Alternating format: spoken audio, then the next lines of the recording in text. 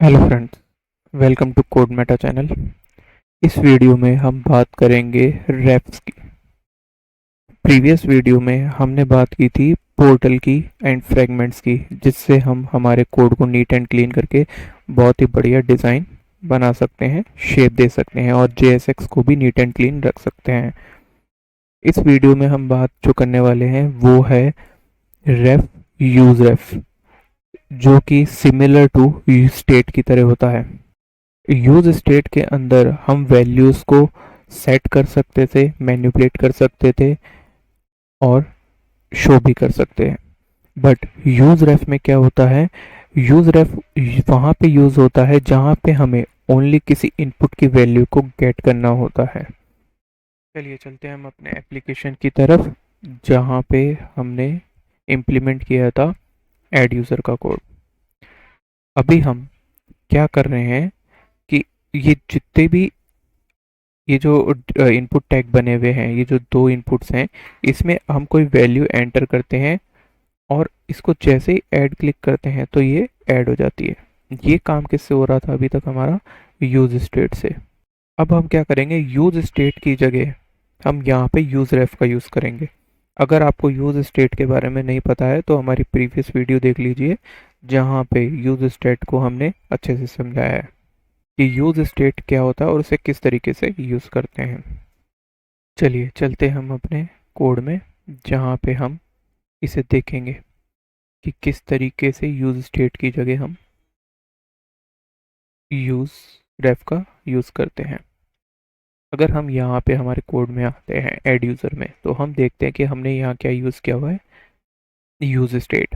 Use state की दो properties होती है, एक एंटर्ड यूज़र नेम और सेट एंटर्ड यूज़र नेम। ये सेट एंटर्ड यूज़र नेम किस लिए होता था कि जो वैल्यूज़ है, जैसे ही हम कोई नई वैल्यूज़ लेके आते हैं तो उसको अपडेट कर देती है, ठीक है। और जो एंटर्ड यूज़र नेम था उसकी वैल्यू का उसको किस लिए यूज़ करते थे कि जो करंट अपडेटेड वैल्यू है उसको गेट करने में, ठीक। लेकिन अब हम क्या करते हैं, इसकी जगह हम क्या करते हैं, यहाँ पे यूज़ रेफ का यूज़ करेंगे। यूज़ रेफ का यूज़ कैसे करते हैं, यूज़ स्टेट की जगह हम क्या करते हैं, यहाँ पे लिख देते हैं यूज़ रेफ, ठीक है। अब इस यूज़ रेफ में यहाँ पे आते हैं हम आगे, कॉन्स्ट लिखते हैं और यहाँ लिखते हैं नेम इनपुट रेफ, यानी इनपुट के नेम का रेफरेंस, ठीक है। जो भी हम फील्ड बना रहे हैं उसको हम यहाँ पे नाम देते हैं और इनपुट रेफरेंस लेते हैं, ताकि हमें एक क्या कहते हैं, इंडिकेशन रहे या पॉइंट रहे कि ये किस चीज़ के लिए हमने यूज रेफ को डिफाइन किया है। आप इसका कोई भी नाम दे सकते हैं, इट्स डिपेंड ऑन यू कि आपको क्या नाम देना है इसका।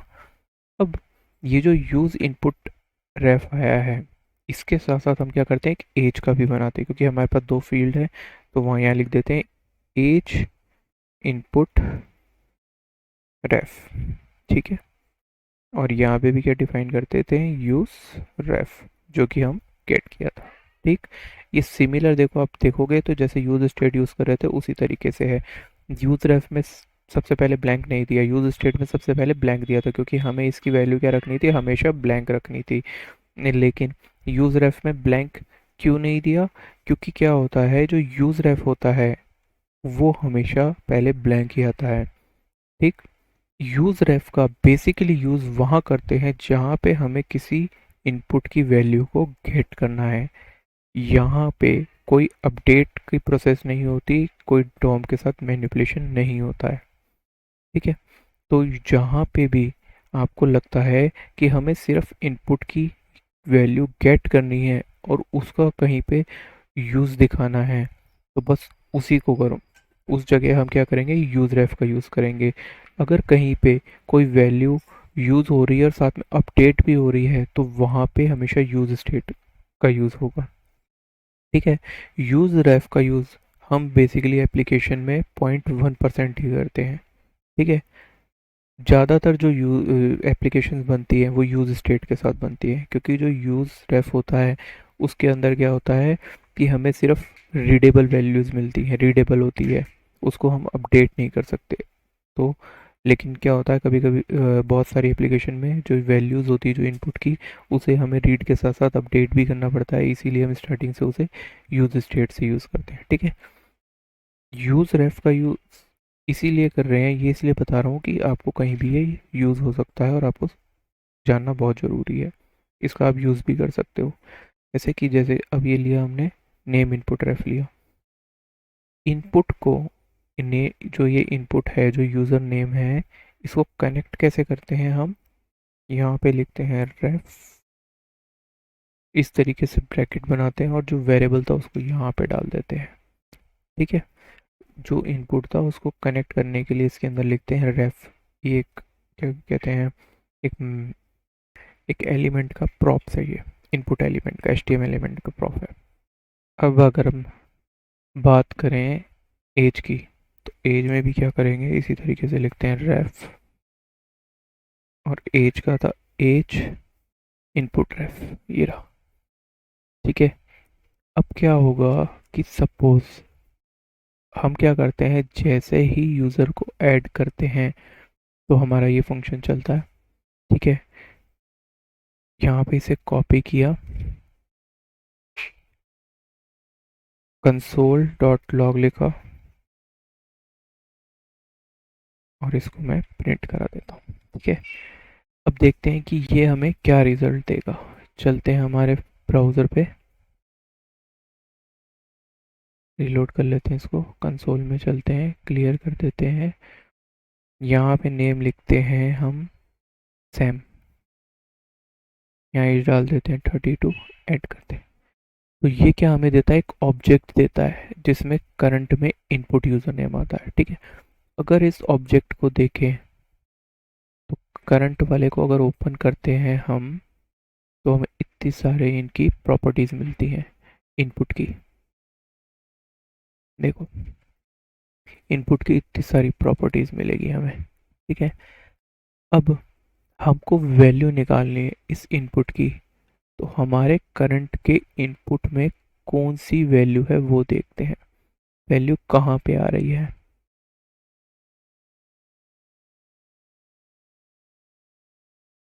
ये रही वैल्यू हमारी। ठीक है, यहाँ पे आता है। तो हमको क्या करना है, अगर हम चले हमारे एंड यूज़र के अंदर,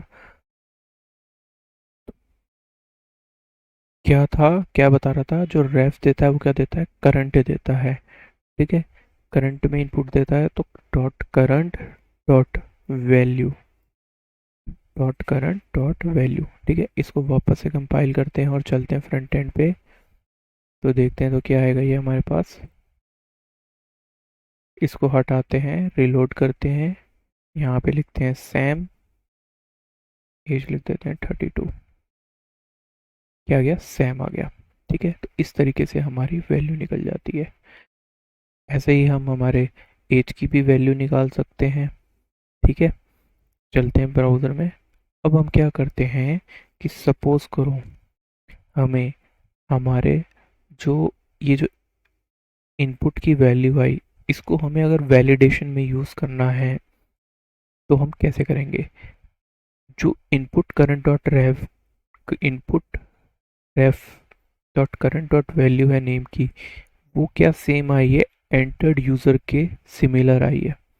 ठीक है, तो यानी जहाँ पे भी एंटर्ड यूज़र नेम यूज़ हो रहा है वहाँ पे हम इनपुट रेफ डॉट करंट डॉट वैल्यू का यूज़ कर सकते हैं। ठीक है, तो एंटर्ड यूज़र नेम यहाँ पे यूज़ हो रहा है, हम इसको यहाँ पे यूज़ कर सकते हैं। तो इस हम क्या करते हैं कि इतनी जो बड़ी वैल्यू आ रही है, in name input ref dot current dot value, इसको क्या करते हैं, एक वेरिएबल में स्टोर करा देते हैं, जिसका नाम देते हैं नेम वैल्यू दे देते हैं। ठीक है,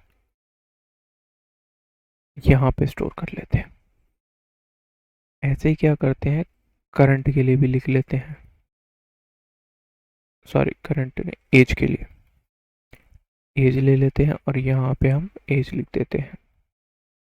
ठीक है, अब जो नेम वैल्यू है उसको यहाँ पे लगाते हैं, और कहाँ है हमारे पास, ये एंटर नेम यहाँ पे ऐड कर देते हैं, एंड एज है, इसको कॉपी कर लेते हैं, एंटर एज था तो इसको हम इधर लगा देते हैं हमारे वैल्यू, एंटर्ड एज यहाँ भी था, इसको यहाँ यूज़ कर लेते हैं, और एंटर्ड एज यहाँ थे, यहाँ भी यूज़ कर लेते हैं। अब क्या होता है कि जब हमने नेम रेफ यूज़ किया, जब भी हम रेफ का यूज़ करते हैं तो हमारे लिए यहाँ पे स्टेट से कोई मतलब ही नहीं रह गया अब। ठीक है, स्टेट तो हमने हटाई दी, तो हम क्या करते हैं, इसको भी कमेंट कर देते हैं। अब इससे इसको ब्लैंक नहीं करेंगे। ब्लैंक करने के लिए हम क्या करेंगे, जो हमारा ये आया है नेम इनपुट रेफ डॉट करंट डॉट वैल्यू, ठीक है, इसको कॉपी करते हैं और यहाँ पे इसी को ब्लैंक कर देते हैं। ठीक है, ब्लैंक से सेट कर देते हैं एज को भी और नेम को भी। ठीक है, यहाँ पे हम नेम लिख लेते हैं, इसको भी हम इक्वल टू ब्लैंक से सेट कर देते हैं। ठीक है, अब देखते हैं कि एक बार क्या होता है। ठीक, सेव किया, सेव हो गया। चलते हैं हम हमारे फ्रंट एंड पे, ब्राउज़र में आ गए हम, इसको रिलोड करते हैं हम, और यहाँ पे नेम लिखते हैं सैम, यहाँ पे एज लिखते हैं 32। जैसे ही हमने क्लिक किया, हमारे पास क्या हुआ, सैम यहाँ पे आ गया और ये हो गई, लेकिन ये वैल्यू क्लियर नहीं हुई। ऐसा क्यों हुआ? क्योंकि हमारा जो इनपुट है उसके अंदर हमने यूज रेफ को ऐड ही नहीं किया वैल्यू को। ठीक है, दिखाता हूँ। चलते हैं इसमें फाइल में। अब अगर हम यहाँ पे आए तो हमने क्या लिया हुआ है, यहाँ पे रेफ में, इनपुट में रेफ के अंदर इनपुट रेफ तो लिया है, लेकिन यहाँ पे हमने यूज़ किया एंटर्ड यूज़र नेम। तो यहाँ पे क्या आएगा, नेम इनपुट रेफ डॉट करंट डॉट वैल्यू।